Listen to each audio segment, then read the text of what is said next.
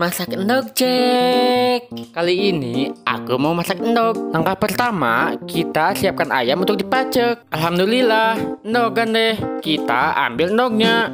Saya udah di dapur. Pertama-tama, ambil katel, lalu masukin minyak goreng. Kita jetrekan senenya. Lalu kita siapkan palu. Kita palu endognya. Wow, berhasil. Lalu masukin roiko.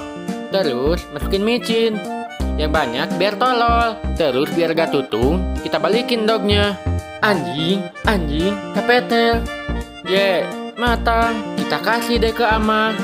Semoga dia suka. 5 minutes later. Amal jengker. Tolong. Mendingan kita kabur aja.